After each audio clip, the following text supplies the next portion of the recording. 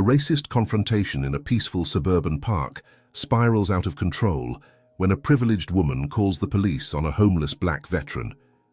But as their paths unexpectedly intertwine, a shocking twist transforms both their lives forever.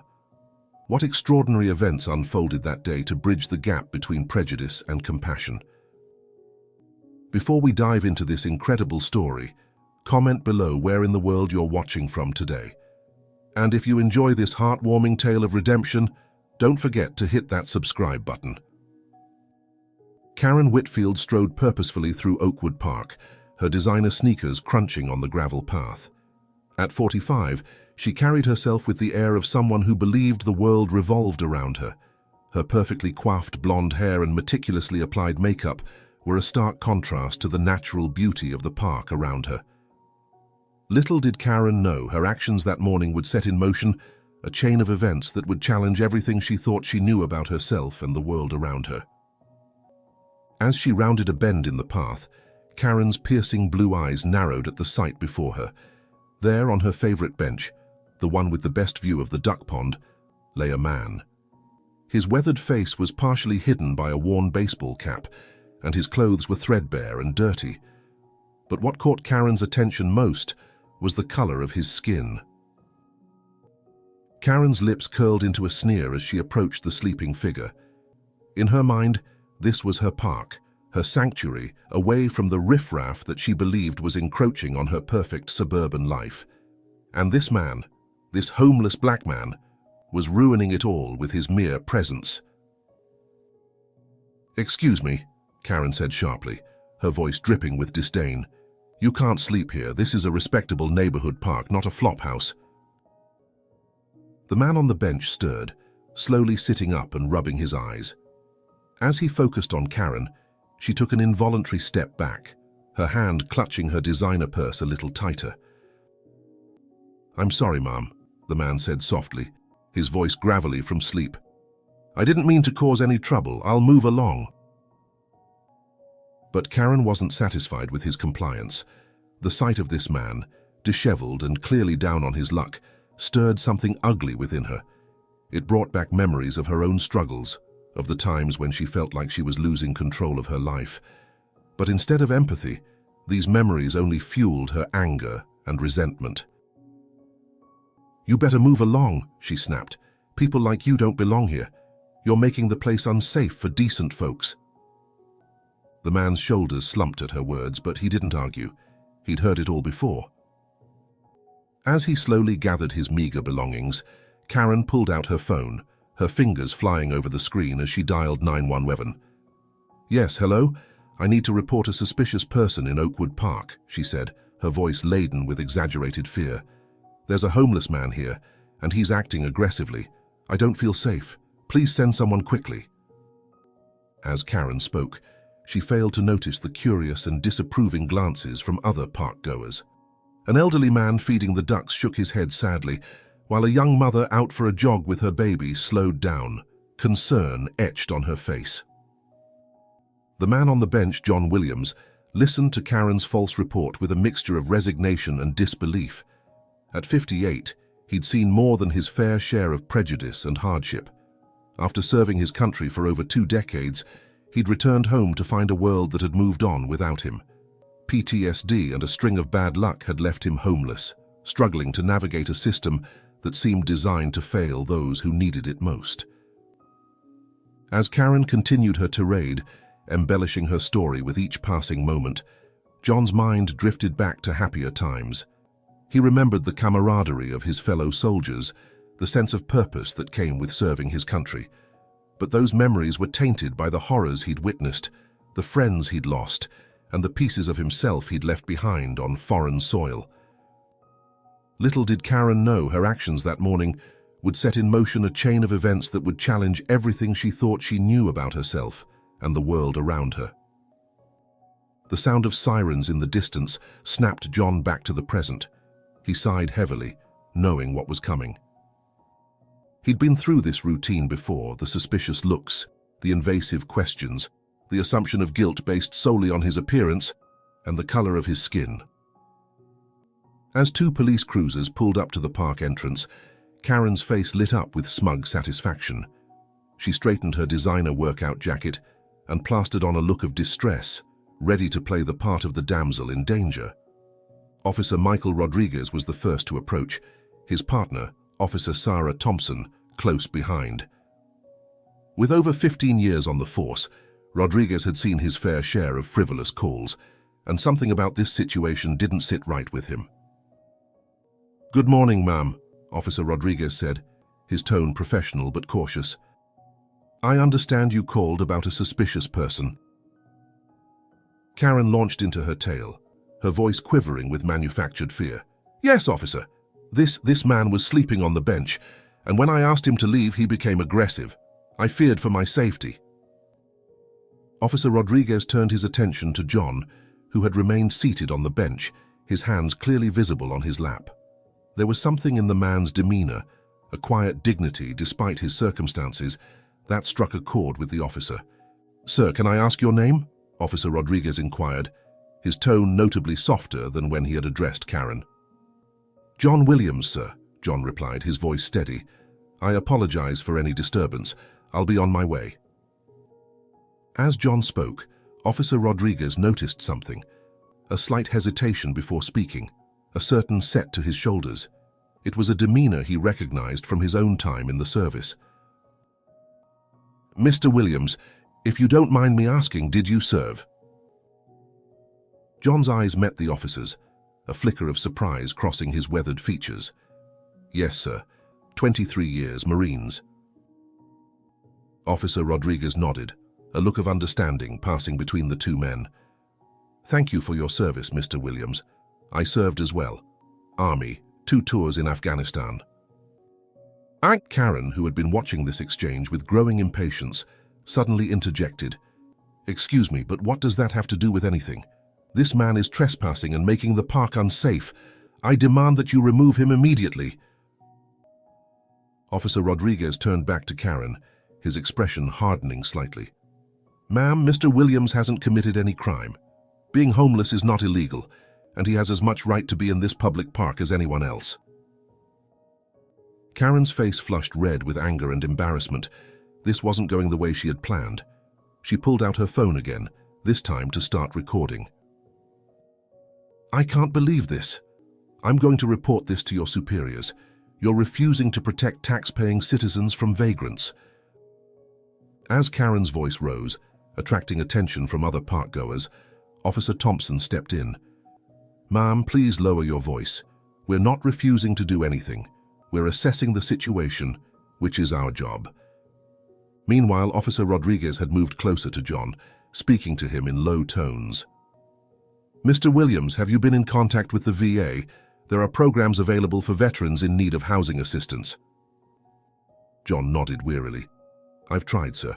But the waiting lists are long and the paperwork, it's overwhelming sometimes, especially with my PTSD acting up." Officer Rodriguez's face softened with sympathy. He reached into his pocket and pulled out a card. "I understand. Look, I know someone at the local Veterans Center. His name is Dave Martinez. He's good at cutting through red tape. Give him a call, tell him Mike Rodriguez sent you." As this conversation was taking place, Karen's frustration had reached a boiling point. She marched over, phone held high, still recording. "This is unacceptable. I'm a taxpayer. I have rights. This man is a threat to our community, and you're treating him like he belongs here." Officer Thompson stepped between Karen and the two men. "Ma'am, I'm going to have to ask you to step back. You're escalating this situation unnecessarily." But Karen was beyond reason now. Months of pent-up frustration, fear, and prejudice came pouring out in a torrent of hateful words. "You people are all the same. Protecting criminals and degenerates while hard-working Americans suffer. I'll have both your badges for this." As Karen's rant continued, she failed to notice that several bystanders had begun recording the incident on their phones. Her face, contorted with rage, and her venomous words were being captured for all the world to see. Officer Rodriguez, having finished his conversation with John, turned back to Karen. His voice was firm but controlled. "Ma'am, I'm going to ask you one last time to calm down. You called us here under false pretenses. claiming Mr. Williams was being aggressive when he clearly was not. Making false reports to the police is a serious offense. Karen's eyes widened in disbelief. This couldn't be happening. She was the victim here, wasn't she? In her mind, she was protecting her community, standing up for what was right. How could these officers not see that? As the confrontation reached its peak, none of the participants realized that this incident would soon explode across social media, igniting a firestorm of controversy and forcing a community to confront its deep-seated prejudices. Karen, her face flushed with anger and embarrassment, stormed away from the scene, her phone clutched tightly in her manicured hand. She was already composing the social media post in her mind, certain that once she shared her side of the story, everyone would rally to her defense. As she left, Officer Rodriguez turned back to John. "Mr. Williams, is there somewhere you can go for now? I'd feel better knowing you had a safe place to rest." John nodded slowly. "There's a shelter across town. It's not much, but they know me there." Officer Rodriguez reached into his wallet and pulled out a $20 bill. "Here, for bus fare and maybe a hot meal. And don't forget to call that number I gave you." John's eyes welled up with unexpected tears. It had been a long time since anyone had shown him such kindness. "Thank you, sir. I don't know what to say." As John gathered his few belongings and headed out of the park, neither he nor Officer Rodriguez could have predicted how their lives would become intertwined in the days to come. Later that evening, Karen sat at her kitchen table, a glass of white wine in hand, as she furiously typed out her account of the morning's events on Facebook. Her fingers flew over the keyboard, each word dripping with self-righteousness and indignation. "Shocked and appalled by the state of our community, this morning I encountered a dangerous vagrant in our beautiful Oakwood Park. When I called the police for help, they refused to do their job. Is this what we pay our taxes for? To be left vulnerable to criminals and degenerates? We must take back our parks and streets." She attached the video she had taken, carefully edited to show only the parts that supported her version of events. With a satisfied smirk, she hit post and sat back, waiting for the likes and supportive comments to roll in. But Karen had grossly miscalculated. Within hours, her post had indeed gone viral, but not in the way she had anticipated. Other videos of the incident, taken by bystanders, began to surface. These unedited versions painted a very different picture, one of a privileged woman harassing a homeless veteran and making false claims to the police. The backlash was swift and severe. Karen's Facebook page was flooded with angry comments. People she had considered friends were publicly distancing themselves from her. Her phone buzzed incessantly with notifications, each one a fresh barrage of criticism and outrage. As the night wore on, Karen's smug certainty began to crumble. She had always seen herself as a pillar of the community, someone who stood up for what was right. But now, faced with the harsh light of public scrutiny, she was forced to confront an uncomfortable truth. Maybe she wasn't the hero of this story. Meanwhile, across town in a crowded homeless shelter, John lay on a narrow cot, the business card from Officer Rodriguez clutched in his hand. As he drifted off to sleep, he wondered if maybe, just maybe, tomorrow might bring a change in his fortunes. What neither Karen nor John realized was that their paths would cross again, in ways they could never have imagined. The events set in motion that morning in Oakwood Park were far from over, and the biggest challenges and opportunities for growth were yet to come. As dawn broke over the city, Karen awoke to a world that had dramatically shifted overnight. Her phone, which she had finally silenced in the early hours of the morning, was filled with missed calls, text messages, and a barrage of social media notifications. With a growing sense of dread, she began to scroll through them. The local news had picked up the story. Her face was plastered across the screen, alongside headlines like "Local Woman Harasses Homeless Veteran" and "Racism in the Park, Community Outraged." Karen felt her stomach churn as she watched clips of herself, her face contorted with anger, spewing words she now deeply regretted. As she prepared for work, Karen's phone rang. It was her boss. "Karen," he said, his voice tight with barely contained anger, "we need to talk. Come to my office as soon as you get in." The drive to work was a blur of anxiety and shame. Karen, usually so confident and self-assured, felt exposed and vulnerable. As she walked through the office, she could feel the stares of her co-workers, could hear the whispers that fell silent as she passed. In her boss's office, the reality of her situation came crashing down. "Karen," he said, his disappointment palpable, "your actions have brought significant negative attention to this company. We pride ourselves on being an inclusive workplace, and your behavior is in direct conflict with our values. I'm afraid we're going to have to let you go." Karen left the office in a daze, a cardboard box of her belongings clutched to her chest. In the span of 24 hours, her entire world had been turned upside down. As she sat in her car in the parking lot, tears streaming down her face, Karen was forced to confront the consequences of her actions in a way she never had before. Across town, John's day was taking a very different turn. He had called the number Officer Rodriguez had given him, and to his surprise, he was given an appointment that very morning. As he walked into the Veterans Center, he was greeted warmly by Dave Martinez, the man Officer Rodriguez had mentioned. "John Williams?" Dave said, extending his hand. "Mike told me about you. Let's see what we can do to get you back on your feet." Over the next few hours, John found himself swept up in a whirlwind of activity. Dave helped him navigate the complex paperwork for housing assistance, connected him with a PTSD support group, and even found him a spot in a job training program. As John left the center that afternoon, he felt something he hadn't experienced in years: hope. The path ahead was still long and challenging, but for the first time in a long time, he felt like he had a fighting chance. Little did John know that his path would soon cross again with the woman who had caused him so much trouble just a day before. The intertwining of their stories was far from over, and the most unexpected twists were yet to come. A week had passed since the incident in the park, and Karen's life had become almost unrecognizable. She had lost her job, many of her friends had cut ties with her, and she could barely leave her house without feeling the weight of judgmental stares from her neighbors. As she sat at her kitchen table, scrolling through job listings on her laptop, Karen felt a deep sense of loneliness and regret. The anger that had fueled her actions in the park had long since faded, replaced by a gnawing sense of shame and a desperate desire to make things right. With a heavy sigh, Karen closed her laptop and decided to take a walk. She needed to clear her head to escape the suffocating atmosphere of her home. Without really thinking about it, her feet carried her to Oakwood Park. As she approached the entrance, Karen hesitated. This was where it had all started. Part of her wanted to turn back to hide away from the world that now seemed so hostile.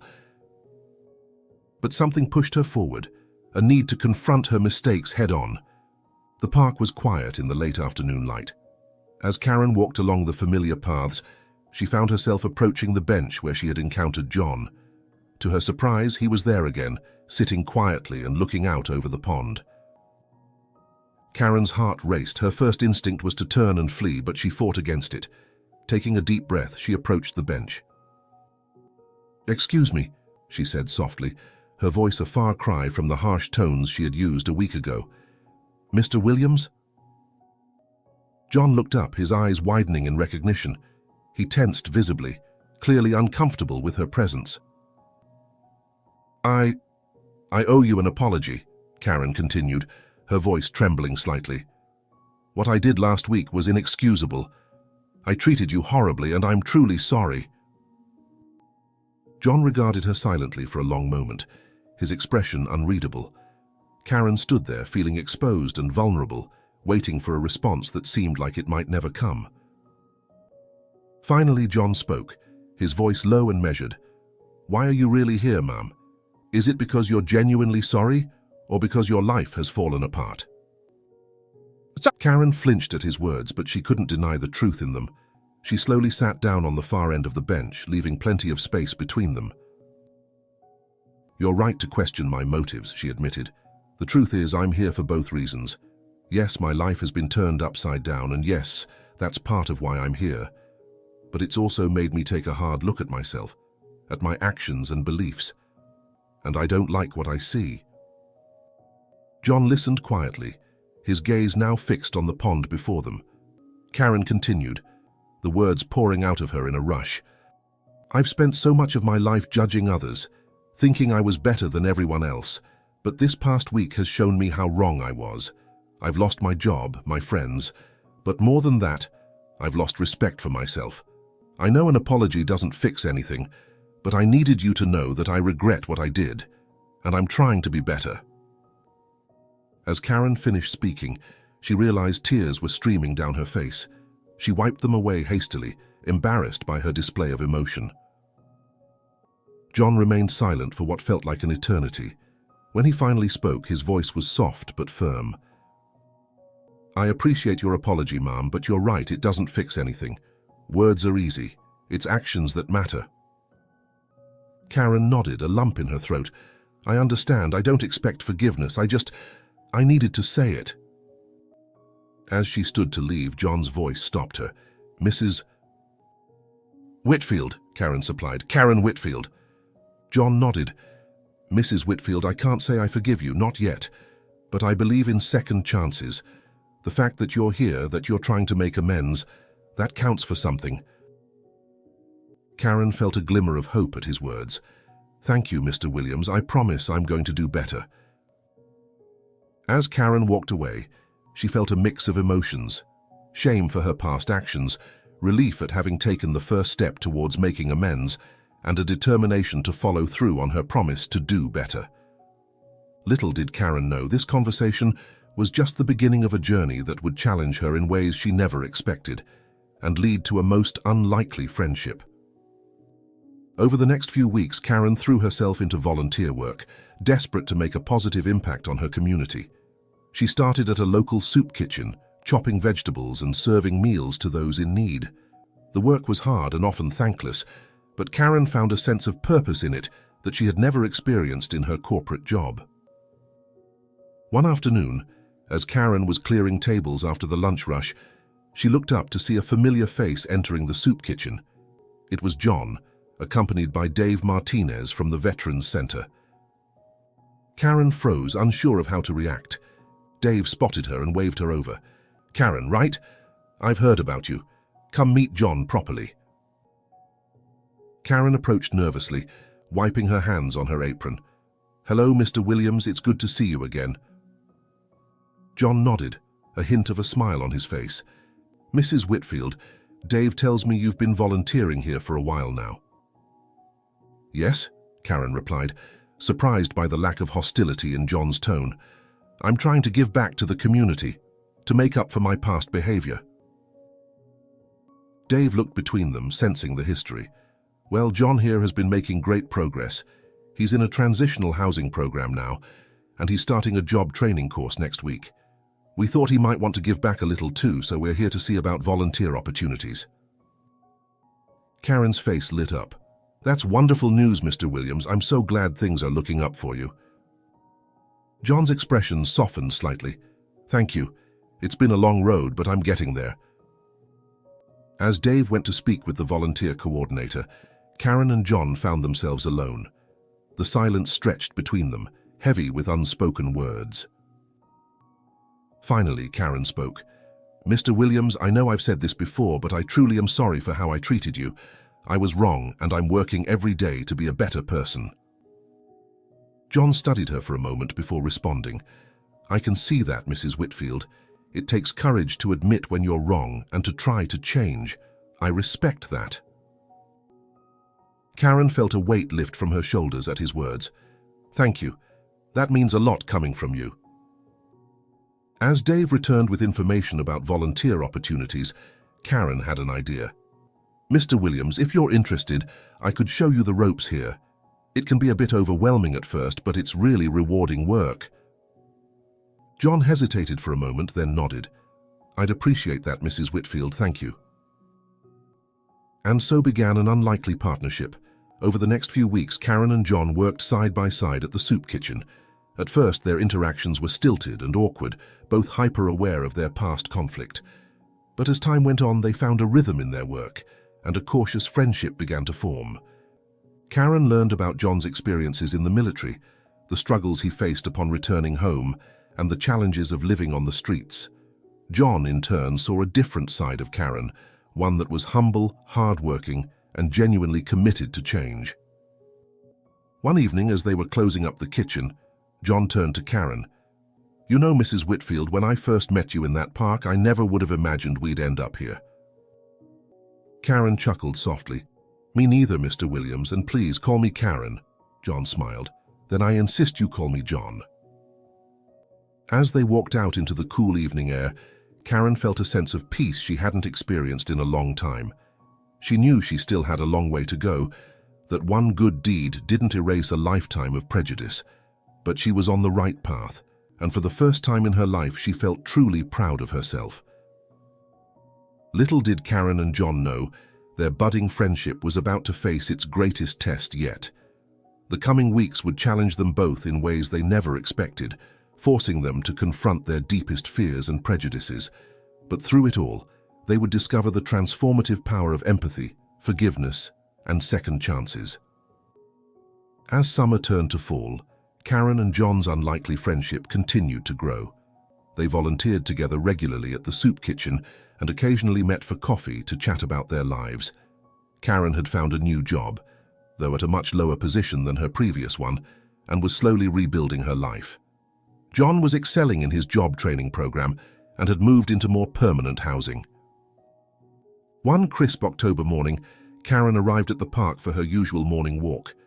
As she approached the bench where she had first encountered John, she was surprised to see him sitting there, his head in his hands. "John," she called out, concern evident in her voice, "is everything all right?" John looked up and Karen was shocked to see tears in his eyes. "Karen," he said, his voice rough with emotion, I don't know what to do." Karen sat down beside him, all thoughts of her walk forgotten. "What's happened?" John took a deep breath before speaking. "I got a call from my daughter last night, my ex-wife. She's sick. Cancer. It's bad and she doesn't have much time left." He paused, swallowing hard. "My daughter asked if I could come home to help out and to say goodbye." Karen felt her heart ache for her friend. "Oh, John, I'm so sorry. Of course you should go." John shook his head, frustration evident in his gesture. "It's not that simple. They're in California. I can't afford the trip, and even if I could... Karen, I haven't seen my family in years, not since..." He trailed off, but Karen understood. Not since he had become homeless. Without hesitation, Karen placed her hand on John's arm. "John, listen to me. You need to be with your family right now. We'll figure out the rest." Over the next few days, Karen threw herself into helping John prepare for his trip. She reached out to her contacts, managing to secure a discounted plane ticket. She helped John navigate the process of taking a leave of absence from his job training program, assuring him that his spot would be waiting for him when he returned. The morning of John's flight, Karen drove him to the airport. As they stood at the security checkpoint, John turned to her, his eyes filled with gratitude. "Karen, I don't know how to thank you for all of this," he said softly. Karen shook her head, smiling. "You don't need to thank me, John. This is what friends do for each other." As John disappeared into the security line, Karen felt a mix of emotions wash over her. Pride in how far they had both come, worry for John and his family, and a strange sense of loss at the thought of not seeing him for several weeks. Little did Karen know, John's trip would set in motion a series of events that would test their friendship in ways they never could have anticipated. In the weeks that followed, Karen threw herself into her volunteer work, trying to fill the void left by John's absence. She found herself missing their conversations, the easy camaraderie they had developed. She worried about how he was coping with his ex-wife's illness and the reunion with his estranged family. One evening, as Karen was leaving the soup kitchen, she overheard a conversation that made her blood run cold. "Did you hear about that homeless vet who scammed that lady?" one volunteer was saying to another. "Apparently, he made up some sob story about a sick ex-wife to get her to pay for a trip to California. Now he's disappeared with the money." Karen felt her heart drop. She wanted to believe it wasn't true, that they couldn't be talking about John, but the details matched too closely for comfort. Over the next few days, Karen tried repeatedly to reach John, but her calls went straight to voicemail. She contacted Dave at the Veterans Center, only to learn that John hadn't been in touch with them either. Doubt began to creep into her mind. Had she been fooled? Had her desire to make amends blinded her to the truth? As the days turned into weeks with no word from John, Karen found herself struggling with conflicting emotions. Part of her wanted to believe in John, in the friendship they had built.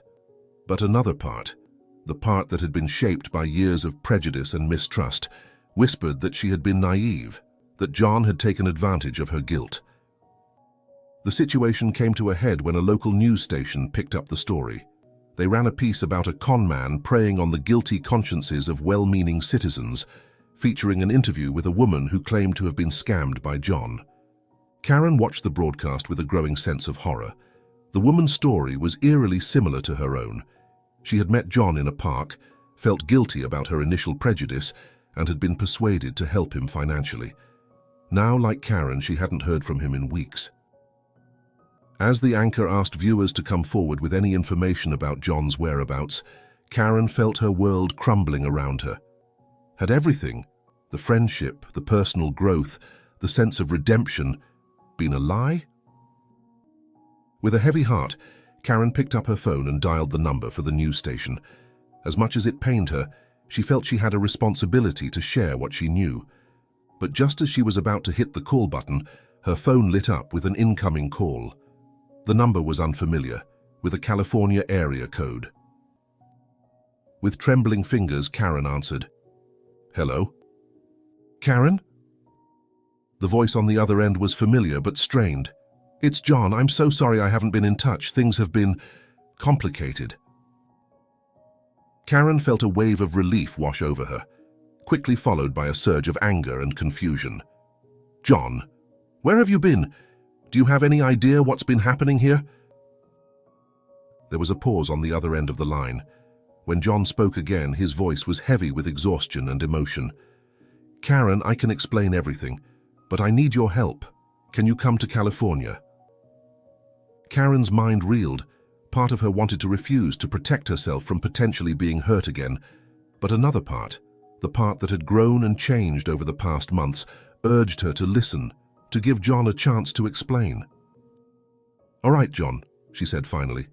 "I'll come, but when I get there, you better have one hell of an explanation." As Karen hung up the phone, she knew she was at a crossroads. Her decision to go to California could either validate her newfound faith in humanity or confirm her worst fears about being manipulated. Either way, she knew that the trip would change everything. What Karen didn't realize was that her journey to California would not only resolve the mystery of John's disappearance, but would also force her to confront the deepest roots of her own prejudices and fears. The true test of their friendship and of Karen's personal growth was yet to come. Karen's mind was a whirlwind of emotions as she boarded the plane to California. Doubt, hope, anger, and concern battled for dominance as she replayed her brief conversation with John over and over in her head. The flight seemed interminable, each minute stretching out as Karen's anxiety grew. Finally, the plane touched down in Los Angeles.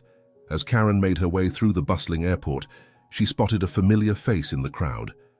John stood near the exit, looking haggard and worn. When their eyes met, a complex mix of emotions passed between them. "Karen," John said, his voice rough with fatigue, "thank you for coming.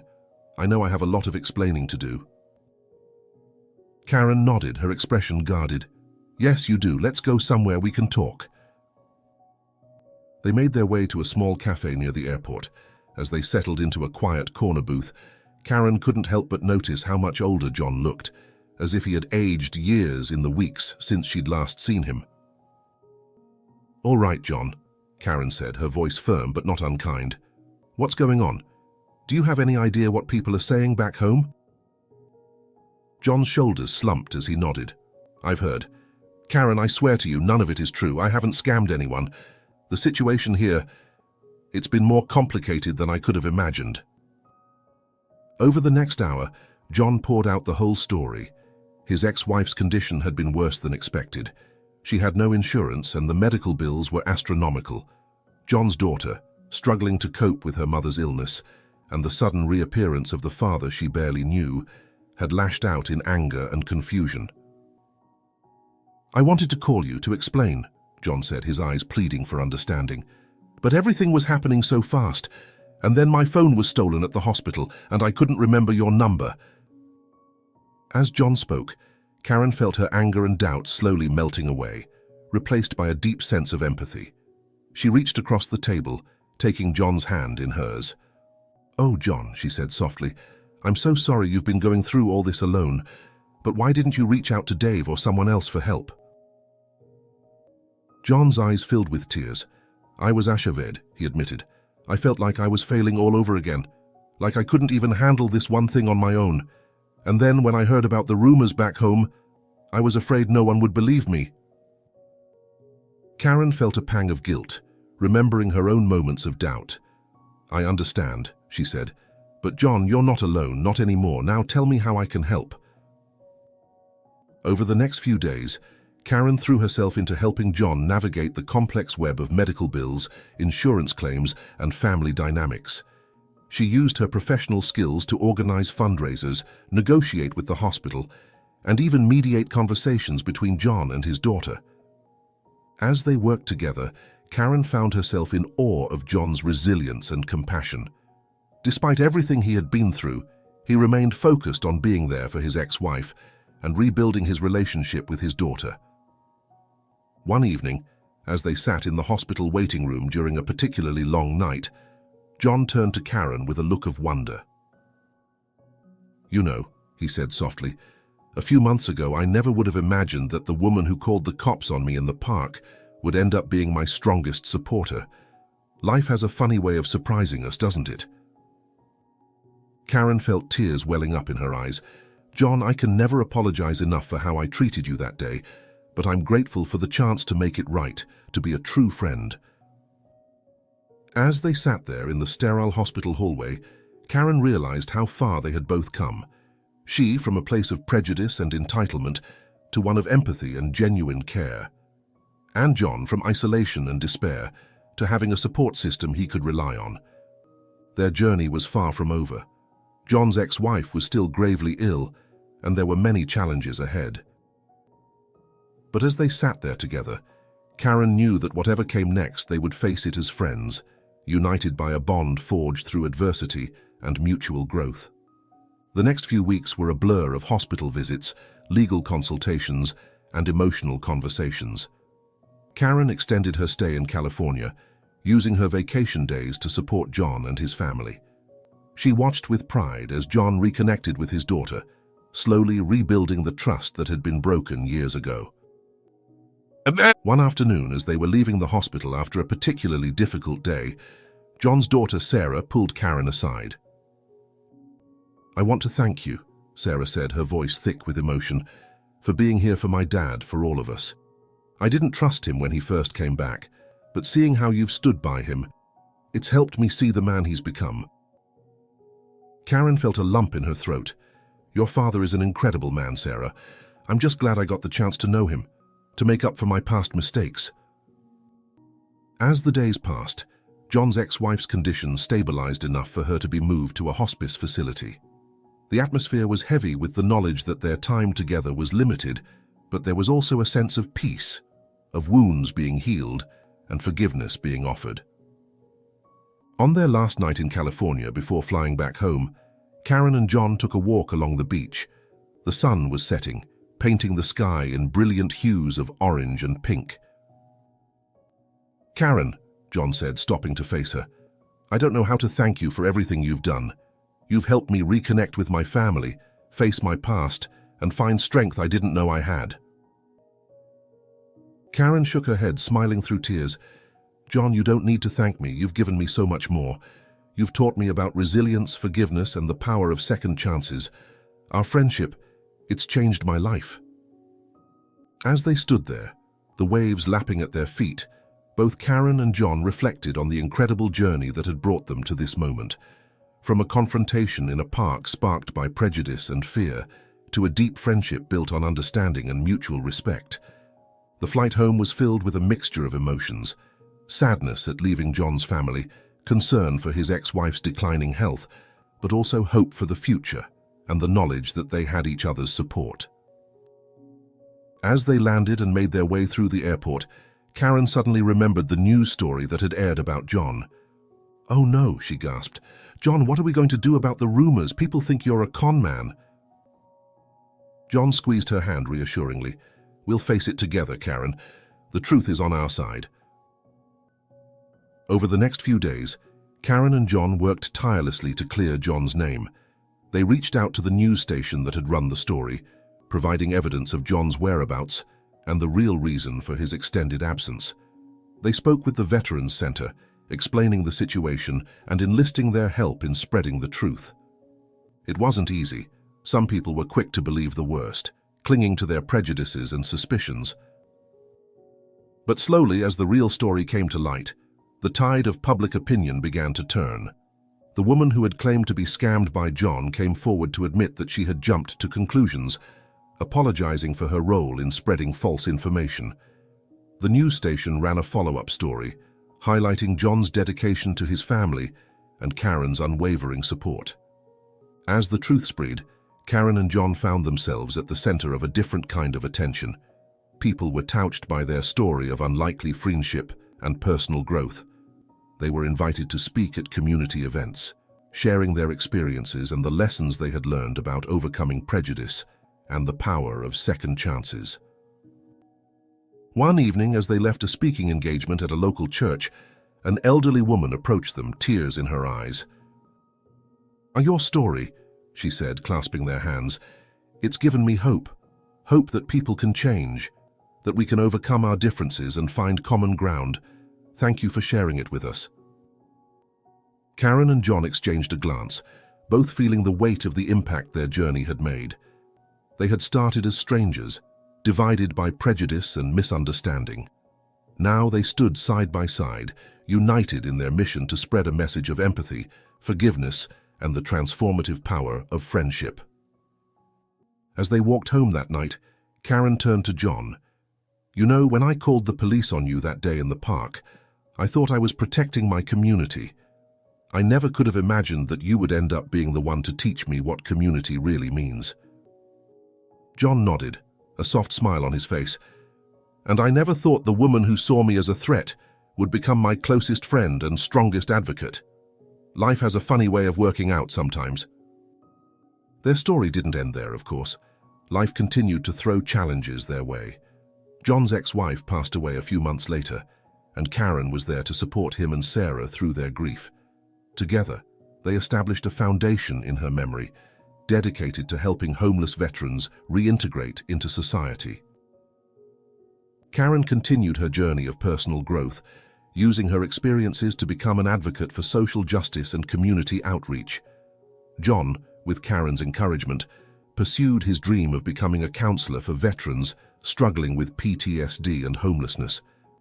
Their friendship remained a cornerstone in both their lives, a constant reminder of the power of looking beyond first impressions and the importance of giving people second chances. Years later, as they sat on that same park bench where their story had begun, Karen and John reflected on how far they had come. The park around them had changed, as had they, but the bench remained the same, a symbol of their journey. "You know, John," Karen said, her voice soft with emotion, "I used to think this bench was mine, that I had some sort of claim to it. Now I realize it belongs to everyone, just like this park, just like our community. We're all in this together." John nodded, his eyes glistening with unshed tears. "And that's the most important lesson of all, isn't it? That we're all human, all deserving of kindness and understanding, no matter where we come from or what we look like." And so, dear viewers, as we come to the end of this incredible journey, we're left with a powerful message.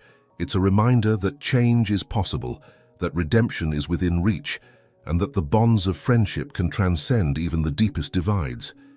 If you were in Karen's position, would you have found the courage to apologize and make amends? Or if you were John, could you have forgiven someone who initially treated you so poorly? Yes or no? Let me know in the comments below. I would love to hear your perspective. Thank you for joining us on this transformative journey. If this story touched your heart as much as it did ours, I've handpicked another inspiring tale that I know you'll love. Please don't miss it. Click here to watch it now.